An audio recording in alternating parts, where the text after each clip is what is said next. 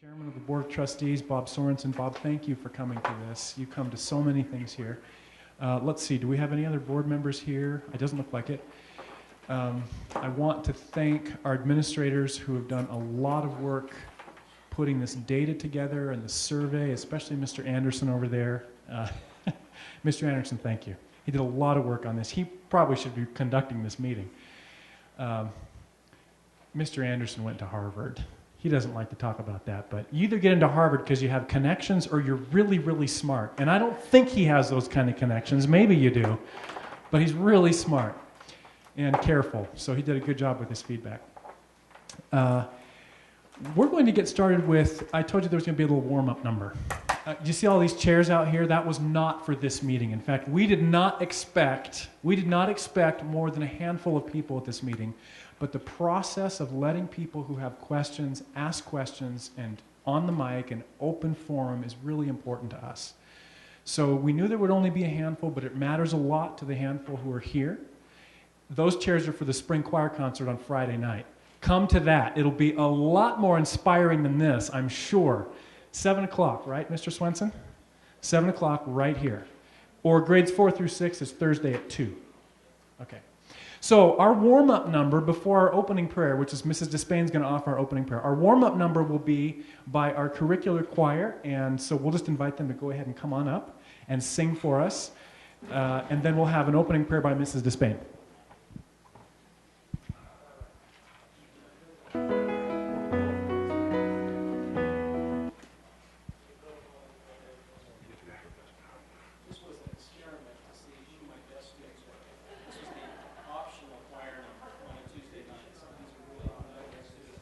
And I appreciate them coming, and I appreciate you bringing some of them to sing this number. This is a little bit of a preview of our concert on Friday night, which is based on the creation, and it'll be a lot of fun. And I'm sure, I hope you'll be there. I think most of you probably will. But this is called Look at the World, and it's by John Rutter.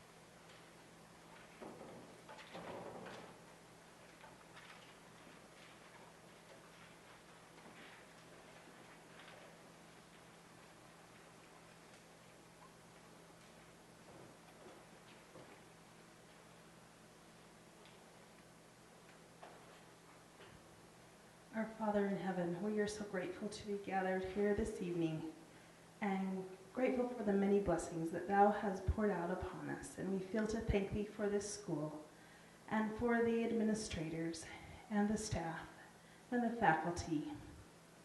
And most of all, we thank thee for the patron of this school and for the students who enter these doors each day to be able to learn of thee and to be able to grow in the gospel as they grow academically. We are so grateful for those who have gone before us, who have paved the way for us to have this school to meet in. And we acknowledge thy hand in all things, and we offer this prayer humbly in the name of our Savior, Jesus Christ. Amen.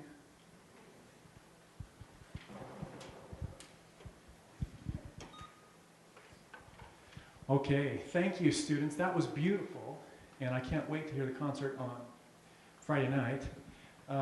If you have to leave, please get some refreshments. I told you that those would be here. That was mainly for the students because I know that brings them. You tell them there's cookies, and wow. So you can get them if you have to go. I want to begin by just saying right up front, we want to spend less time talking to you and more time listening tonight. That's our real objective. But we do want to give you the report from the high school survey. And just to give a little context about high school here, there are a few moments that I can remember that really, to me, convinced me as a head of school that we should take on a high school project here. 2007 is when we started our first 9th grade class. Mrs. Updike was our first high school teacher. Do you remember that, Laurie? One of those moments for me was standing out here on the sidewalk, and a parent who is a professor at BYU came up to me and she said, Mr. Beckwith, and this was in 2006. We did not have a high school yet. She came up to me and she said, Mr. Beckwith, please, please, please add a high school. And I said, why? Some of you heard me tell this story. And she said, well, my child graduated from 8th grade here. That's as far as you went. And fell into the wrong crowd in high school, went up to the mountains one night and was in a cave, and there was alcohol, and ended up drowning to death in a subterranean pool. And she was standing there and she was crying and she was saying, I don't know if American Heritage School would have made a difference, but I think it would have, and I wish you would do it, if only for the one for whom it will make a difference. And so that was one of those stories that just stuck with me, and I thought, if we were only doing it for one student for whom it saved their life or improved their life markedly, isn't it worth it? Isn't it worth all of the time and the effort and the energy? And then for some of the students who leave and come back and tell me this is for me, sometimes I feel like even for those students, it's worth it. So those are some of the reasons that I personally feel so strongly about what we're doing here in high school. Now, I want to share with you, before we get to the survey data, so 2007 was our first class. 2011 was our first graduating class. We have some parents of charter class members here, the Johnsons. Let's see, I think the Hansons were the second year.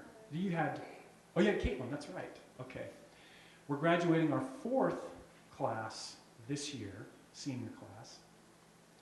And so we're moving into our 5th year of high school. And we felt, Mr. Sorensen felt, our board members felt like this was a good time to step back and be a little reflective as we move into the next 5-year period of our high school. Circle the wagons, listen, refine our goal a little bit. So here's the process, and a little bit about the context of this meeting right here. First, we wanted to start by listening in a written survey, a broad written survey that went to the whole school community but was really focused on high school. So you'll see that we had lots of participants. In fact, this was one of the best participated in survey that we've done.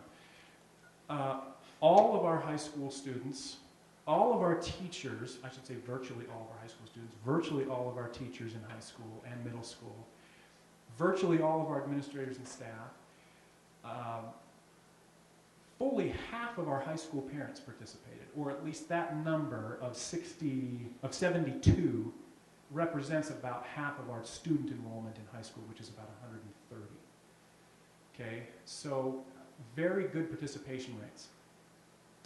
But we wanted to first do a written survey that was broad, gather some data, right?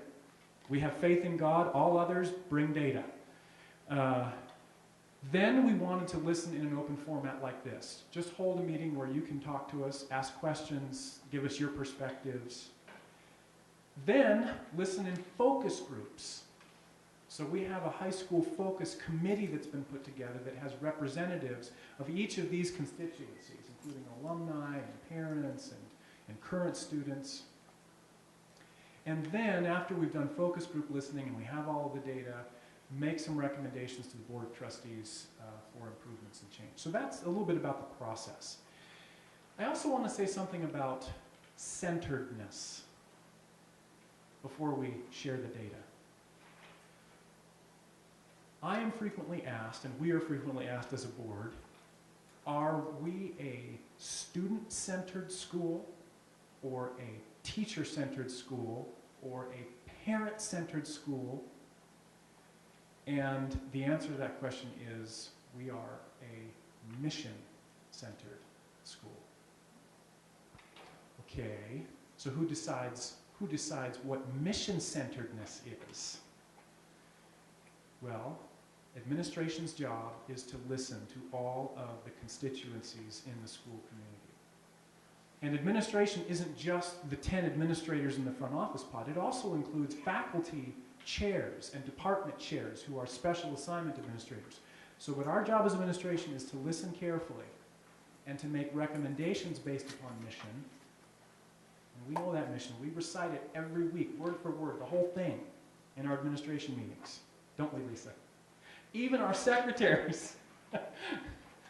Our job is to make recommendations to the board that are mission-centered. And it's, quite frankly, it is the board's job to decide, ultimately, which future programs and horizons will be mission-centered. The board's job is to, what are the P's, Bob? Preserve, protect, promote, and promote the school's mission. Okay? So that's a little bit uncenteredness, which means about this process, it's not a popularity contest. We're not going to do just what any one constituency, any stakeholder in the school community feels is the right thing based upon popular votes. There might be a majority of students that want something. It doesn't mean that we will do it based upon this concept of mission-centeredness. And we'll listen to parents and teachers and everyone else in that process. Okay? So principle-based, not popular. That's kind of the guiding key there. Now, a few national statistics before we get to school statistics. So, private education in the United States, and particularly religiously oriented private education in the United States. So 10% of students in America attend private schools, approximately 10%. But approximately 1/3, or about 30% of students that are admitted to the most selective universities come from private schools. Interesting, isn't it? 80% of private schools, and so those statistics come from the National Association for Independent Schools, the Council for American Public Schools, and Pat Bassett, who is the former president of the NAIS. So that's where that comes from, okay? 80% of the private schools in America are religiously oriented. Isn't that interesting? That virtually all of them have a character, faith, focus as a part of their mission and reason for existence. It is a myth that a private school, no matter how good, can guarantee admission to the university of choice. We are a great high school. You'll see lots of statistics about that. Approximately 2/3 of the students that apply to BYU, a very selective private school, BYU Provo I'm talking about now, approximately 2/3 of our students that apply to BYU Provo are admitted. That's exceptional for applicants coming from a single high school. But it underscores the point that no private school, no matter how good, can guarantee admission to the university of choice, because approximately 1/3 of our applicants don't get into BYU Provo. So, you know. But there's something else about this that is important to understand. The data shows that it's not the college that a student attends that best predicts success in life. It's what they do when they get to college that is most predictive of success in life. And now to connect high school and that statistic, guess what predicts how students will perform in college and in life if you try to connect their high school life with their college and post-life? It's not socioeconomics of the family. A lot of people think that money in the family will predict success in college. It's not academic performance in high school either. In other words, how well a student performs academically in high school does not predict how well they will perform in college or in life. Anyone want to take a guess at the highest correlated predictor of success in college and life from high school to... Work ethic is all part of it. Did I hear another? Religion is part of it. It turns out it's this factor called high school engagement,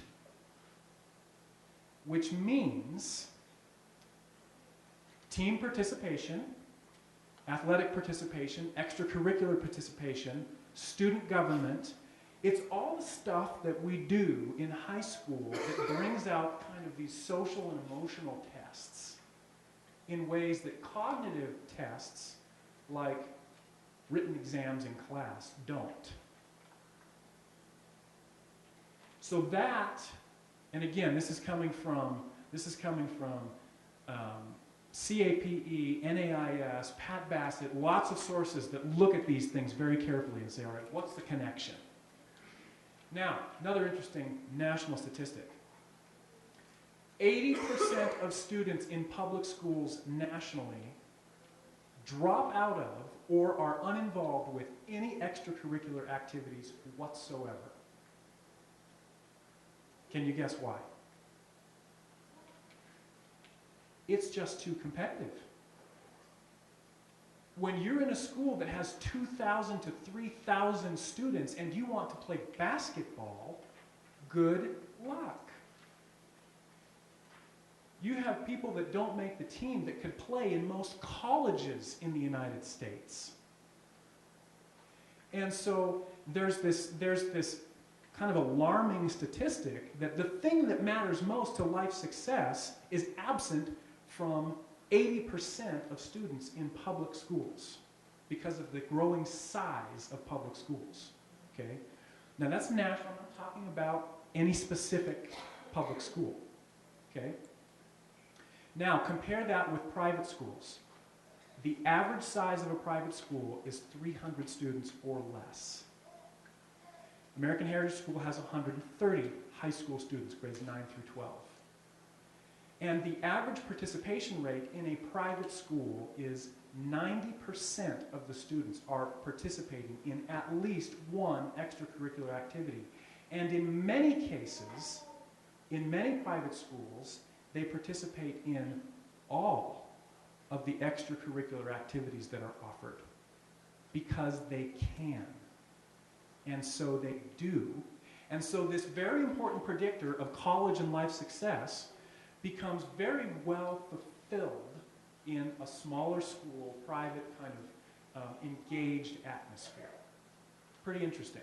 That statistic is exactly true of American Heritage. We have just over 90% of our students in high school participate in one or more of the high school engagement activities, athletics, student government, orchestra, choir, these kinds of things. Okay, there is also a significant culture difference that exists between private and public schools.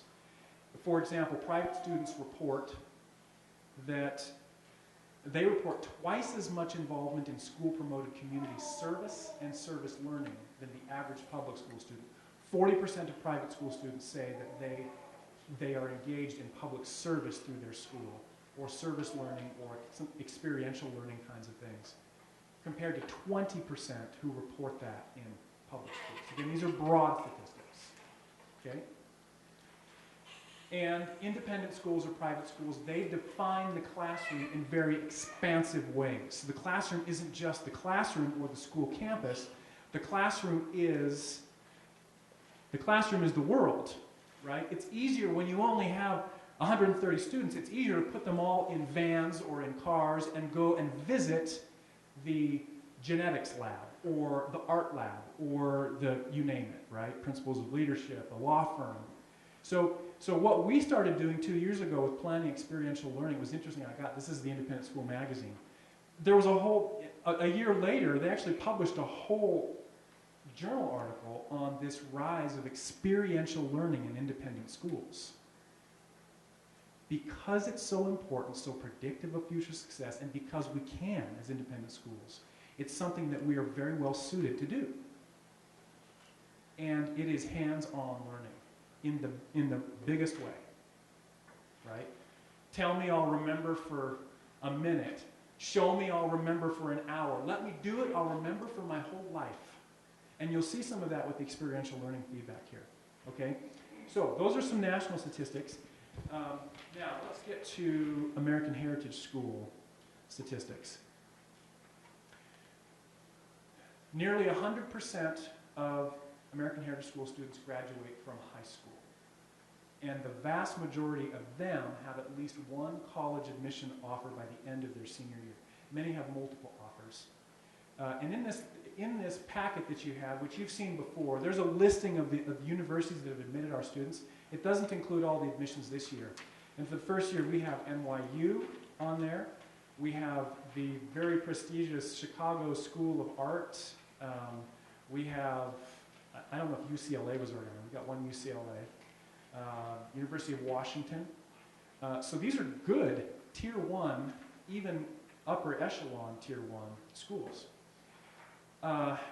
Almost 100% graduation rate and college admission or missions. This is interesting, that of the 108 high school graduates, including this year's class, 97% have gone or are currently planning to go directly on missions or to college.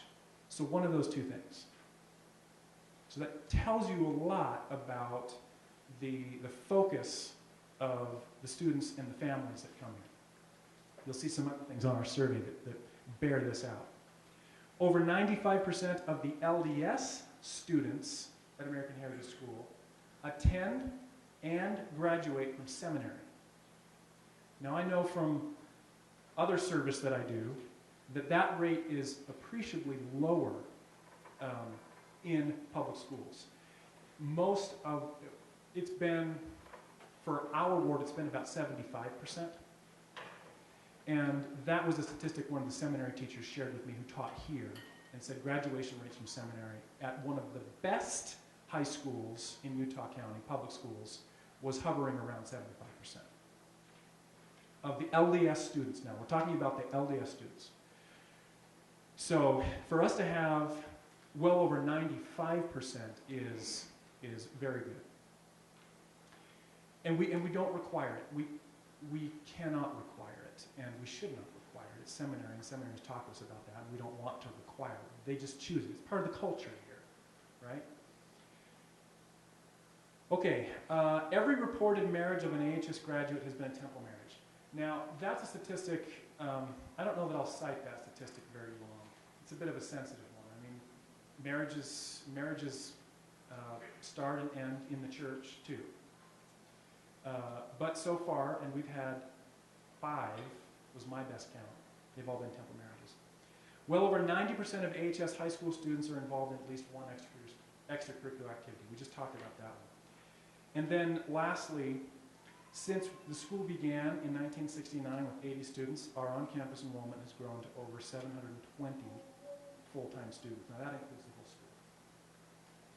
So 300 part-time music students. So that's a pretty good growth rate. And we expect high school, again, this year will grow based upon the number of applications we have. I think I told David, I think I told you, we have almost 70 applications for 9th grade, which means that would be 3 full 9th grade classes, which we probably will have, looking at the board saying, I don't think we're going to have 3 9th grade classes, and you would go crazy if we had 3 9th grade classes that you took. So we probably will not be able to admit all of the 9th grade applicants that we have. Same is true in 7th grade. We will not be able to admit all of the 7th grade applicants that we have. And our total high school enrollment will go up again. It's gone up every year by approximately 20 to, what would you say, Liz, 20 to 30 students a year over the last 3 years at least. So we'll probably be around 150 to 160 high school students this coming year. Okay. From the survey itself. This is an interesting statistic about you as families and your plans. Virtually all of you plan for your children or for you as students to have marriage and family, 4-year college, and LDS mission. Not surprisingly, for a demographic like this who cares about education, a full third of you hope to have a doctoral degree for your child or for your student or students if you were voting on this too. This is just all. This is not parent specific. This is not student specific. This is just all of the respondents. And almost 50% a master's degree. That's pretty high. That's a lot of ambition about education. That's a great population of parents and families to be a part of. So we had a lot of free response, not a lot, we had quite a few free response questions on the survey where we just wanted you to talk to us. Well, we actually have analytics that we can run on the free response questions that will identify which words in the free response questions and which phrases were used the most. So even the free response questions we are analyzing, categorizing, and prioritizing according to what you said the most. So you see the really big words, if we were to mouse, this is just a PowerPoint slide, but on the actual version of this survey that our high school focus committee will look at, they can mouse over every single one of these words and they can see how many times it was mentioned. So the smaller words were mentioned in the dozens of times, and the larger words were mentioned in the hundreds of times based upon the, how many total respondents? Was it 366? 330? So you can see gospel, family, life, children, environment, love, value, principles, heritage. These things came out in the multiple dozens of times in the responses in the free response sections, okay? We debated about whether to give you comments in this feedback, but it was hard to, of 300 plus comments, to give you all of the comments, and if we were selective, we didn't want you to feel like we were manipulating your impressions about what the comments were. So we just decided, we'll just show you how the committee is analyzing these comments. Trust us, we're listening. And we're measuring these comments, even the free response ones. How did they use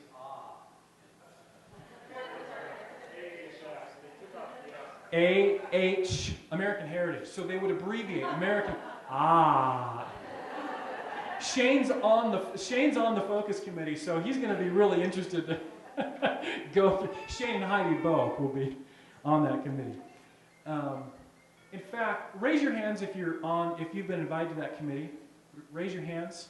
Okay, so that focus committee, we would love to have everyone in the whole school on that committee, but this is our opportunity to have everyone involved, and then we'll have a more focused representation. And so thank you all who are here who are also on the committee. Okay, how likely would the change that you talked about that was significant to your life have happened if you were at another school? Now, we worded this question carefully and had lots of input on the wording of the questions because the answers are only as good as the questions that we ask. And so we had lots of feedback on the questions even before we asked them. And we wanted to word this in a way that we acknowledge that change can happen, and positive moral change. We can have children and great children and celestial families at another school. American Heritage is not the celestial kingdom.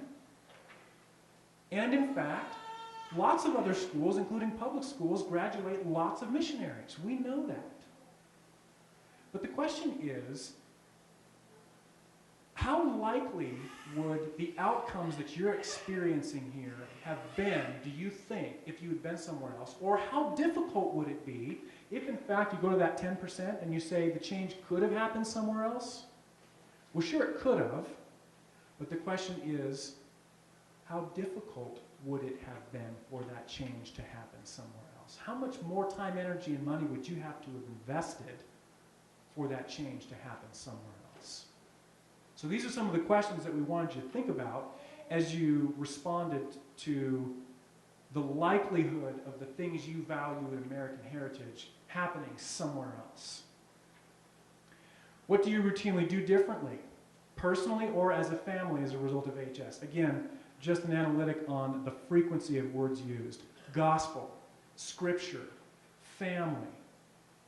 This is a place where we are trying to make a unified Christian home, school, and church work.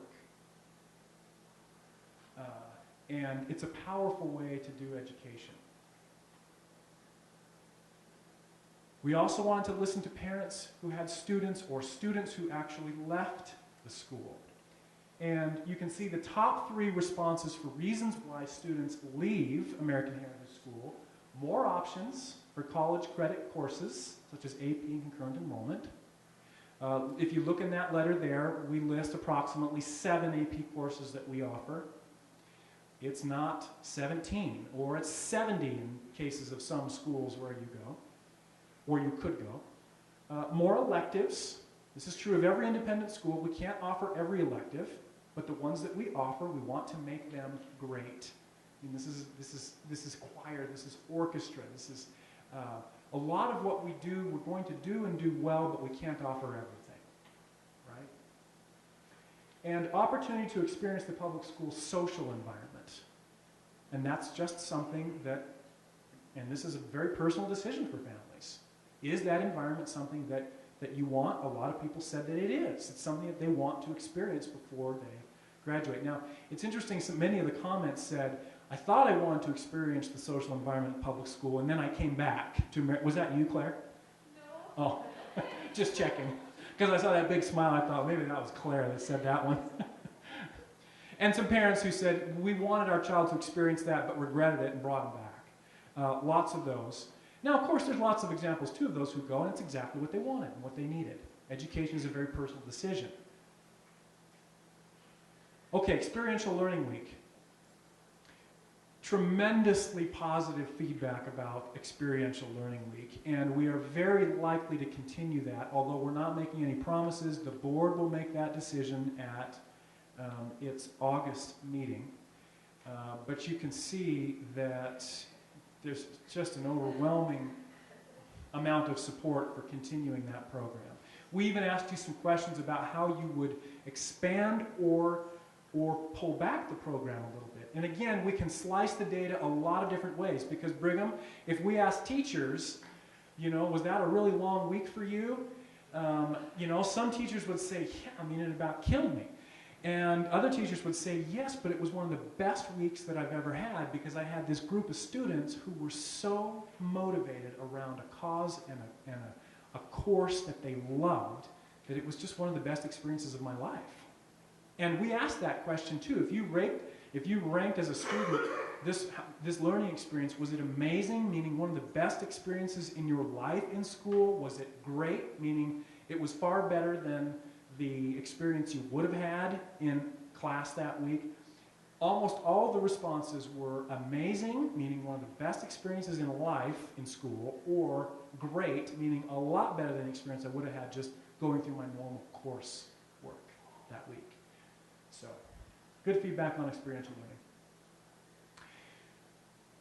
We found from this survey that the uniform is a tremendously important issue to both parents and students. Now, we knew that already because it's an emotional issue. It's what we wear, right? But we wanted to find out why it is that so many parents support the uniform, and teachers, and students, quite frankly. There's sometimes this myth that students would get rid of the uniform if they could. If it was a student-centered school and they could do anything they want, would they just get rid of the uniform? We've asked that question before, and there are many students, more than you would think, that actually really appreciate the uniform. Especially those who have come to American Heritage from an environment where what they wore was the focus all day long, and it made them uncomfortable. So, but we still understand that it's an emotional thing, and why is it that we support it? Well, these were the top 3 reasons from all respondents. Modesty, help us to focus on learning, and unity. There are other principles in the school's uniform policy, but those were the top 3 from those that responded. What would you change about the uniform? More options. That's the number 1 response. More spirit apparel days. You know, we like that. Students do especially. No change, it's about right, and a few thought we could have fewer uniform options.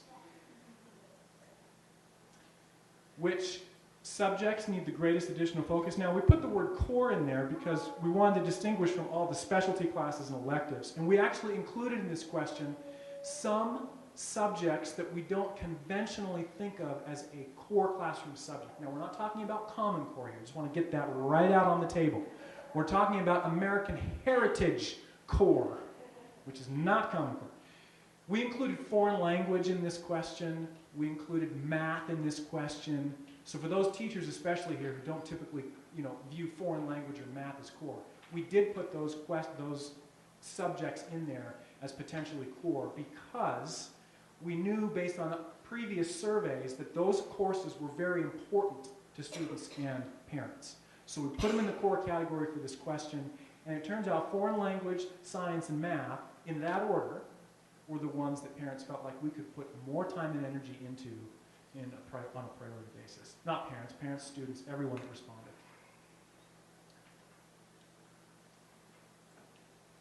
And here's the specialty and extracurricular offerings greatest additional focus question. After-school athletics, which there's just a lot of support for trying to continue to build our after-school athletics program. Because of what we just talked about, the relationship between participation in a team and the predictive value that has to life success. Students feel it, they love doing it, and it creates all of these great lessons for teachers, students, parents, everyone involved. Dances and social activities. This is one that comes up in a couple other questions too. I was surprised, we were all surprised, at how important dances are, not just, Liz wasn't surprised because she gets the request every week for more dances, right? Not just students, but parents feel strongly about the value of dances, social etiquette, responsible social etiquette, right? And PE. Again, the physical education. We could do better creating programs that get the students to move a little bit more, all right? So maybe some weight training classes or things like that. What elective classes would you add if we could wave the magic wand? What would be the priority? World languages was number 1. Most felt strongly about adding more options in world languages. We say world languages because that includes ASL. Jody, ASL was the 3rd most popular. Way to go. Jody gave me a great proposal. Actually, it wasn't Jody's proposal. There were a lot of signatures on there from students that would be interested in ASL. Spanish and French were the most popular, but we already offer those. ASL was 3rd, which we do not offer yet. Chinese was 4th. Yeah, that's right. Chinese was 4th, and Leland, I don't remember what was after that in the world languages category, but yeah. But anyway, world languages was number one, and you can read the rest of these. AP and concurrent enrollment, you would like to see more of that. Again, we offer about 7 of those. You'd like to see a few more of those, or a lot more. Not sure that we could offer a lot more, but the ones that we offer will do well. Cooking, food, sewing, home economics, Wendy, there you go. Shows up there. Economics, woodshop, applied technology, you can read these faster than I can read them. German. Now, you asked about German as well. So that was 5th, right after Mandarin. Okay. Which extracurricular high school activities, non-athletic, are most important to you? And again, here, look at this, dances. Isn't that interesting? Now, this is not just students. This is students and parents, and teachers, and everyone. Put all those together, this one was the number one. ACT preparation courses. This is, I think, validation that you care about college entrance and college admission. ACT performance is the most heavily weighted factor in college admissions. Liz, is that right? It's the number one factor. Equal with GPA, so they're about the same. GPA, ACT. And so we are going to continue to offer the ACT preparation boot camp that we do, and we may even look at some other resources and things that we can give you for ACT preparation. And then student government. Okay, the time question, the homework questions. How much time does the high school require? Now, the key word in this question was require. Again, good questions, good answers. We're not just talking about how much time does the school take, or how much time do you spend at the school. We're saying how much does the school require, and how do you feel about that? Well, about 30%, and this is parents now, we're looking at the parent segment, said either far too much of my time or too much of my time. And again, that's required, because if you choose as a parent to come to an optional meeting like tonight, it's your choice. But we put that word require there for a reason, hoping that you would cue in on it. And 72% said about right. It's busy at times, but not overwhelming. Now, we asked some more questions about this because this is, given our mission for Latter-day families, right? Happy families, in 2 words, is our mission. And if we're doing something at school that is making families stressed, strained, falling apart, then it's not mission-centric. And we've got to reevaluate it. So the next question we asked, how much time does the high school require total? Oh, well, actually, this is the same question, only the whole sample. So you can see when students weigh in on that, it goes up even more in the far too much and too much of my time, okay? The key here is making more of what we do in class optional. Require just enough that what they're doing at home in homework meets the standard necessary for preparation. And then make the rest optional, elective. Let them soar if they want to soar, but don't require it all. Quantity of high school homework assigned this year. High school parents. Too much, 40%, 42%. About right, 58%. We didn't have anyone that said too little. Quantity of high school homework assigned this year total, so now including students. Notice parents are a little more willing to have lots of homework than students are. Can you see that? This is the parent one, this is the student one. Yeah, and there is one student who wants some more. Was that anyone here? That was you? Oh. Question. There is way too much. The parents don't have to stay up till midnight. It's not the parents doing the homework, see? Okay, point well taken. What single most important recommendation would you make that would make the biggest difference? More uniform options, if girls could wear pants, that was a common one. Now again, it doesn't mean that we will do this. It means that we're listening to you. We know what you feel. All right? There's a difference. It's not a popularity contest. We will do what we feel is the right thing from mission and programs and principle basis, but we hear you on this. More electives, including AP, more athletic options, hire and retain excellent teachers. I want to mention something about this. Retaining teachers. So there's a myth that we have high turnover among our faculty here. The reason I say it's a myth is because it really is. Our average turnover here is 6%. That's actually far better than most independent schools. And I don't know what the public school statistic is, but 6 out of 100 people to turn over in an average year is healthy turnover. And most of those are life circumstances. Husbands moving, having a baby. A few of those are decisions that administration makes about necessary turnover, or decisions that the employees make because they just don't feel comfortable and they need to go somewhere else.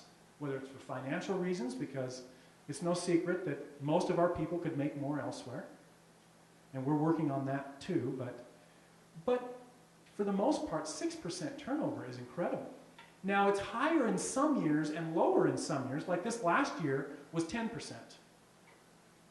Of our 105 employees, we had 11 that left. So it was higher last year, but in some previous years, it was like 2%. So the average is about 6. So I just wanted to share that as we talk about retaining excellent teachers. We have a very good track record in that area. And if you think about why teachers come here, you know, I could listen to some of our teachers talk about this. I mean, there's a lawyer right there.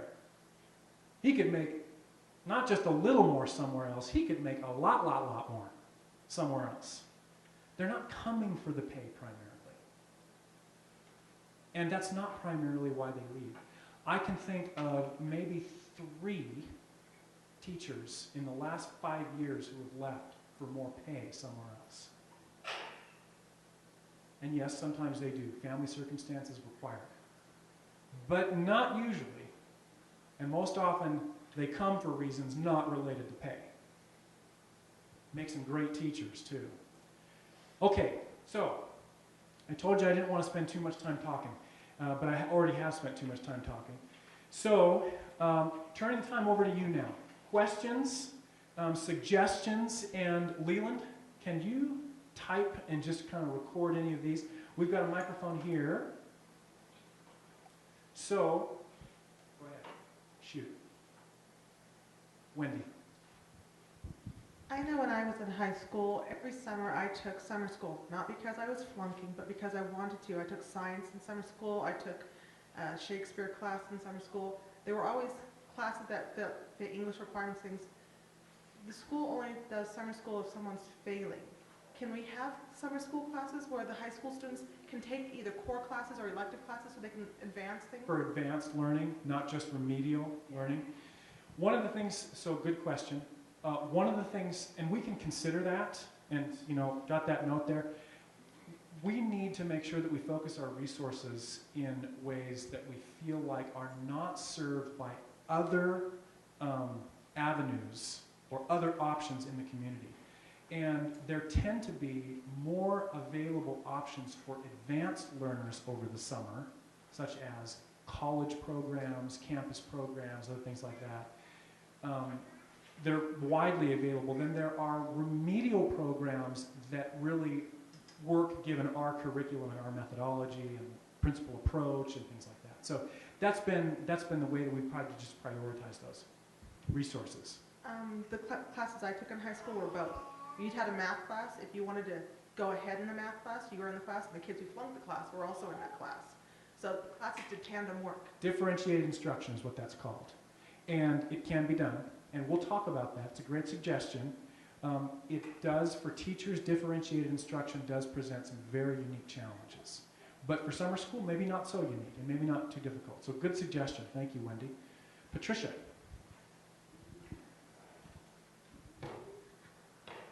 My oldest daughter benefited a lot when she did the financial literacy course. And I wonder if something similar can be done, but in preparation for them to apply for college. At the last year, it seems like everything is an overwhelming flood of things to get ready for. yes. But if College they can prepare applications and for everything. college applications, scholarship applications, things like that, it would be very beneficial. Okay. So summarize that recommendation again one more time. Just Just finding a way that maybe when they are in 10th grade or something like that, some classes can be taught, like an elective, where they can learn how to fill out forms, how to... gotcha. Do you know So what I'm I talking got about? it. So Okay. this is For the students to learn how to do it, because everything gets piled up, this is a college application skills class kind of, yeah. that you're talking about. Uh-huh. Okay, I thought you were talking about the financial literacy class. No. Saying. No, I'm saying Got that that class taught her a lot. It was very good, and she's been This using would it go already. naturally with the advanced placement preparation, or sorry, not the advanced placement, but the ACT preparation that you all feel so strongly about, that we feel strongly about. Okay. So, good suggestion.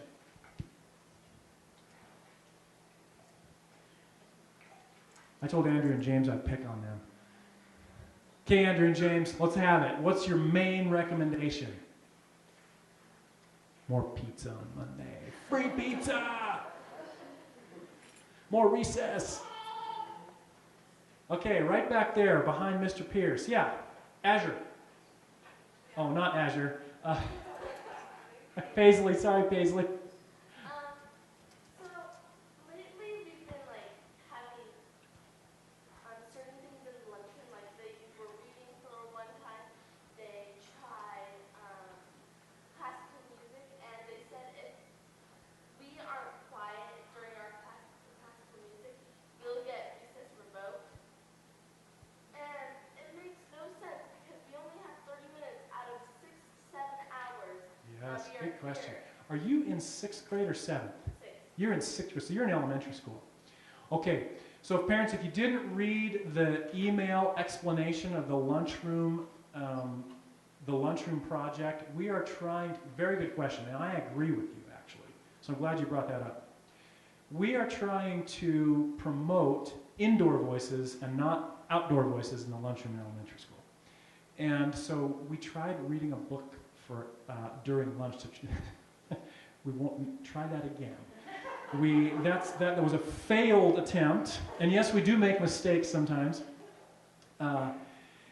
We're not trying to achieve quiet in the lunchroom. We don't want quiet in the lunchroom. We want indoor voices, not outdoor voices. So we're also not holding anyone in for lunch. So read that email that I sent. In fact, Wendy, you can probably show it to her. Great. Okay. Yes, Mrs. Hanson. Good question, by the way.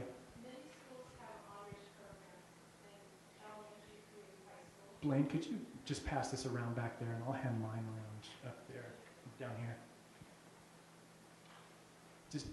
We're recording this, and we'll put it up on the school's website, so if you can just use the microphone, it'll help everyone that watches it. Many schools have honors programs that are offered in elementary through high school.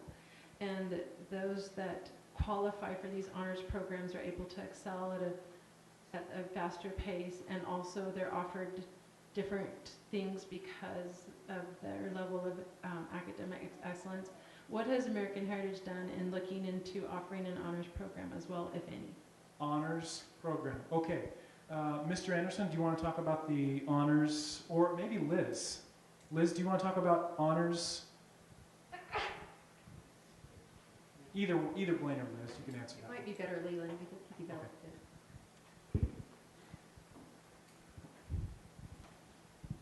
So we've heard this question several times from parents every year. It's, what can I do for my child who needs a little extra? And so we've created an honors program. It's modeled after the BYU honors program. It has a great works component.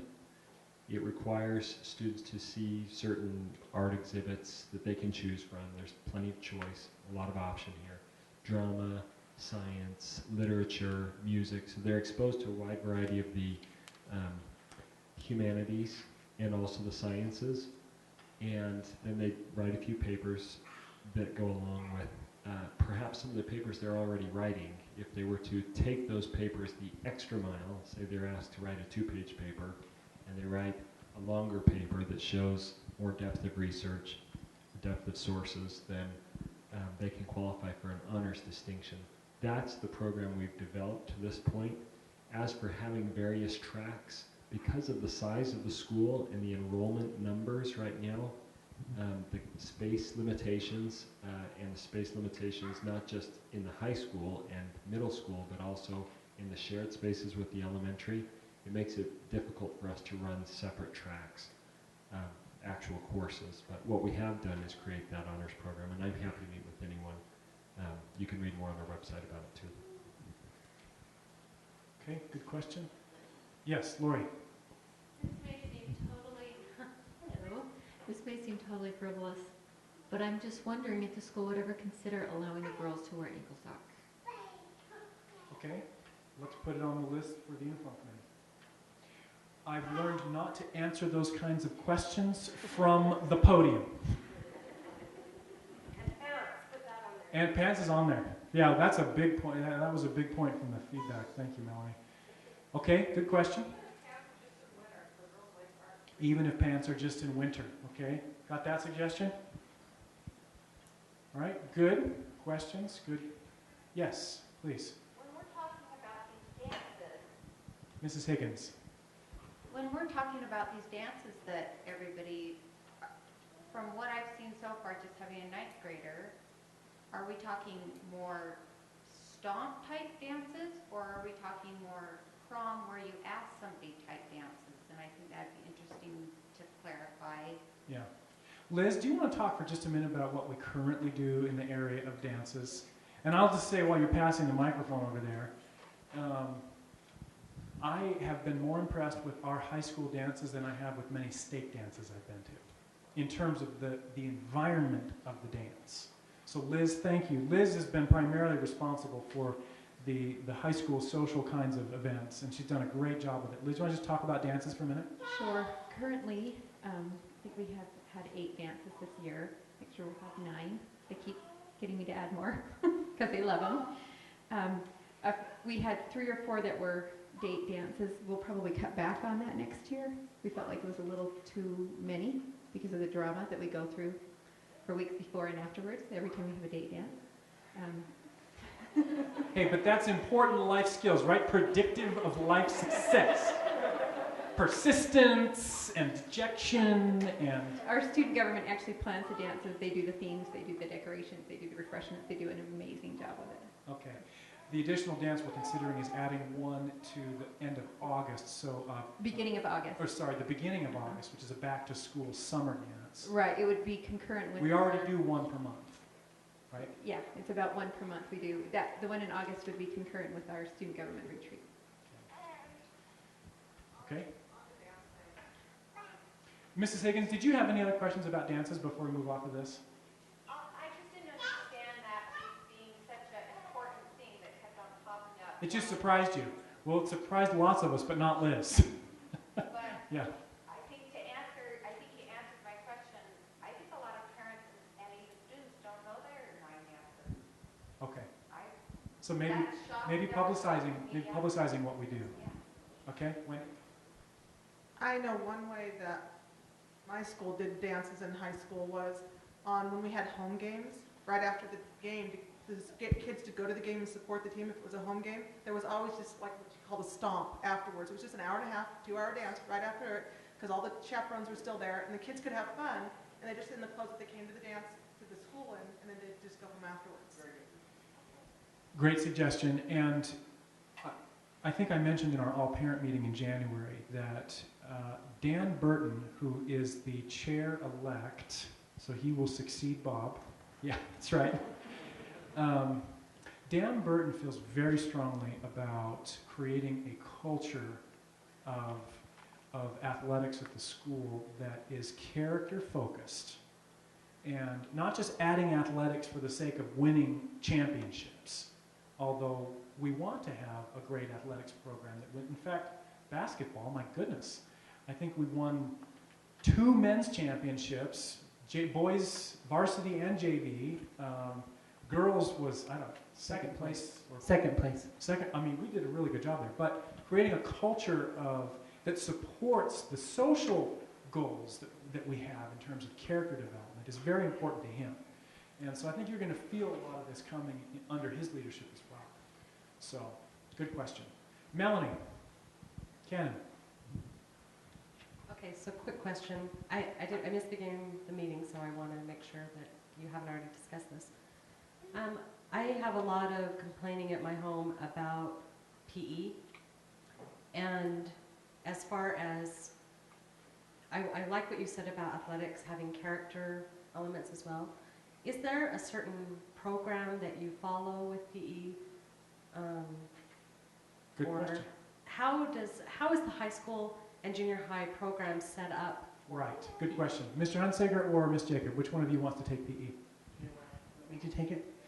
The teachers helped design that curriculum with that. There's been a lot of changes. For example, the Presidential Fitness Program has just undergone a lot of changes as well. That's And a so national program. That's a national program that we have been doing at the school, but we're not going to continue doing it the way that it's now revised, for example.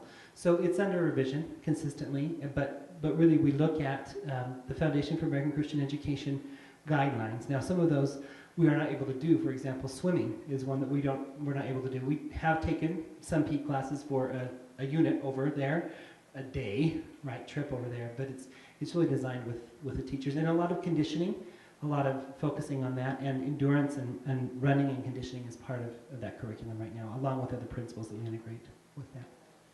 Yeah. Good question. While I'm looking at Mr. Dye, I just have to say, I hope no one thinks that Mr. Dye felt like Experiential Learning Week was too long. Mr. Dye is actually one of the champions of our Experiential Learning Week. He gets a lot of credit for our even pulling it off.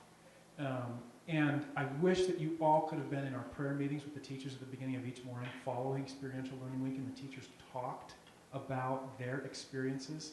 It was powerful.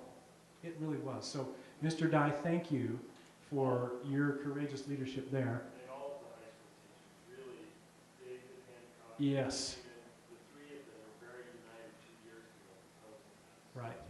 Right. And Mrs. Updike as our 7th through 12th grade department chair, who was so supportive of that. That was very, very, I think, a courageous move. Okay, Melanie, did you have one more question before you cede the floor? I did. Okay. And by the way, I attended almost every day with Mr. Dice. It was amazing. So thank you. Physics question. At the beginning of the year, you said you were going to have BYU professors involved, and we would have lots of hands-on. That hasn't happened, and I'm concerned what your plans are to make sure that happens in the future. Yeah. Okay. So, Mr. Hunsaker or Ms. Jacob on Dr. Ware and Dr. Lamb. And Dr. Lamb. Okay. Those professors have been involved somewhat this year with the teachers observing. We have some work to do there in getting those professors more involved. Our science program is still developing, and we've given it more and more and more focus the last few years. We've put a lot of finances into it. We've purchased many, many, many materials for them, and it's definitely improving. We've added a lot of AP classes, AP biology, AP chemistry, but we still can focus there and do more. Okay. Rob and then Patricia. Hand that microphone up to Mr. Swenson. I'll preface this question by saying that admitting that I'm part of the focus group that will be discussing some of these later, but I wanted to bring this up with this body because I'm interested to see what data came through in the survey, and also what other comments might come from this group. And one of the things that was mentioned on here was wanting more AP classes and some other options and things. A proposal that I have brought in the past, there have been some frustrations with scheduling in the upper grades because of the limited number of classes that we have, and not being able to offer everything every period. There have been issues with scheduling and being able to take every class that we currently do offer. And one proposal that I put forth is to break up the core blocks, which currently take up 2 of the periods, the 7 periods. They're put back to back, which creates a good deal of inflexibility with scheduling and student schedules. Now that's been discussed, and there are obviously advantages to having that core block. Yeah. I'm wondering if there was any feedback from parents about that, students about that, Any comments from this group? Yeah, about about a specific approach to scheduling. I think we had questions on the survey that had to do with length of day, start time of day. Mr. Anderson, I don't think we had any questions that specific on scheduling. No, we didn't. I read all the responses. I got your comment about that. You sound like, okay, good. All of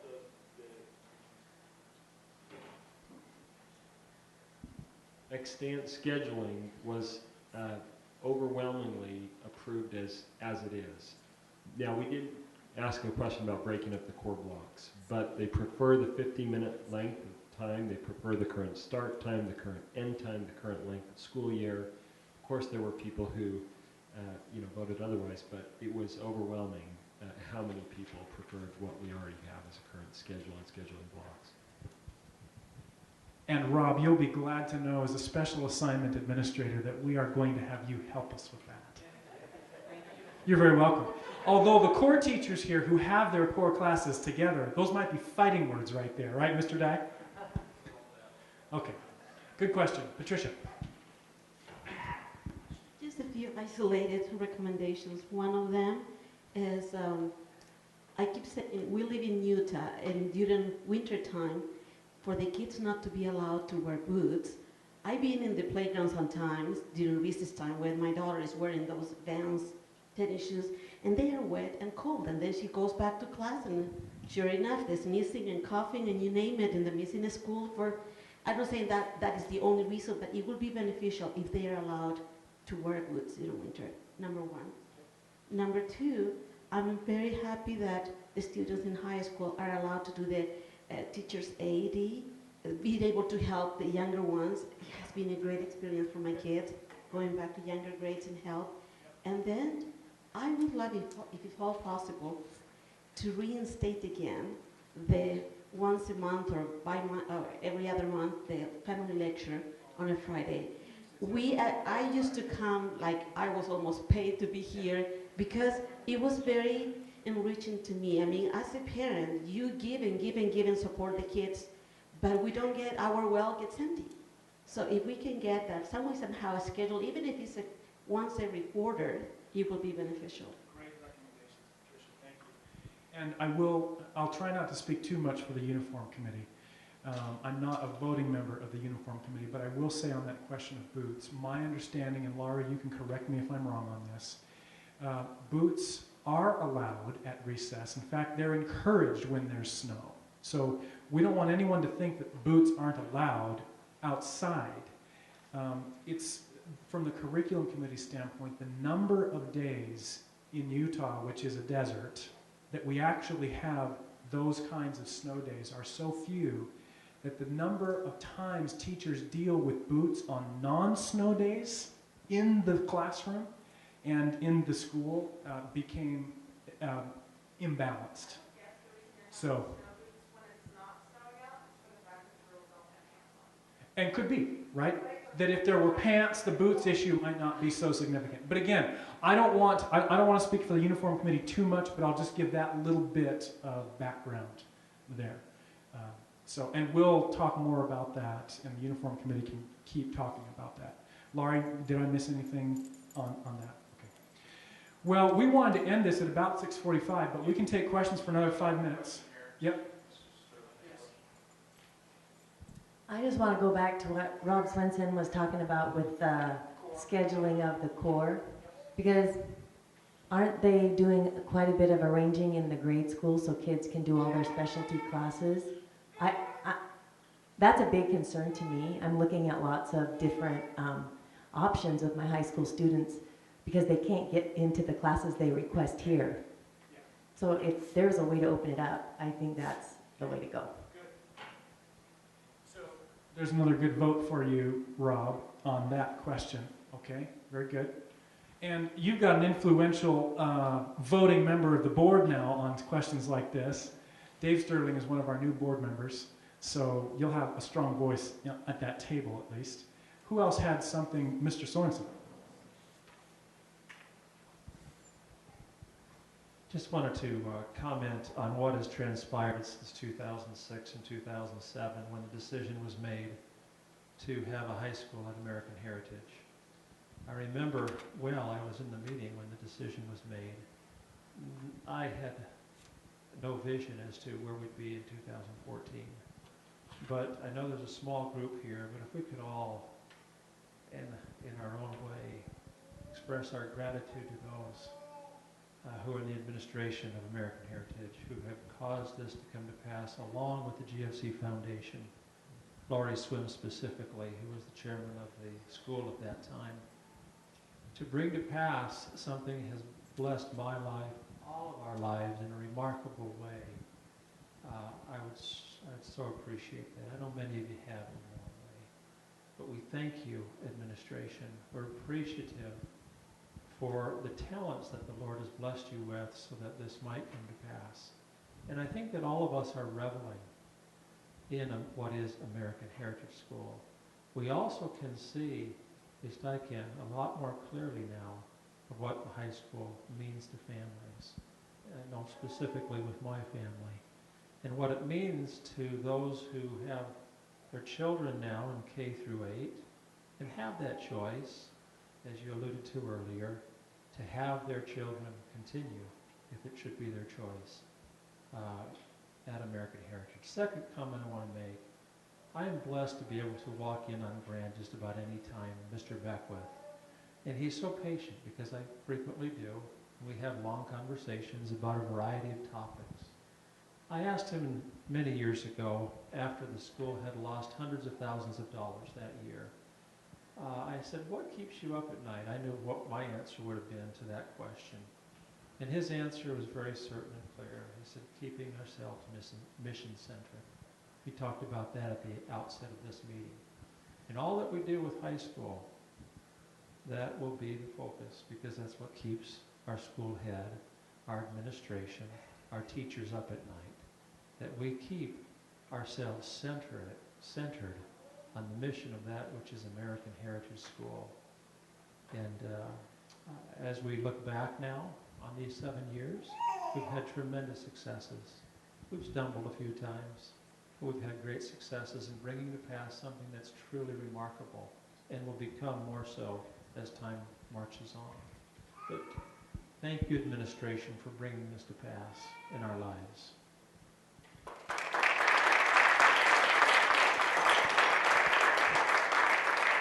Thank you, Bob.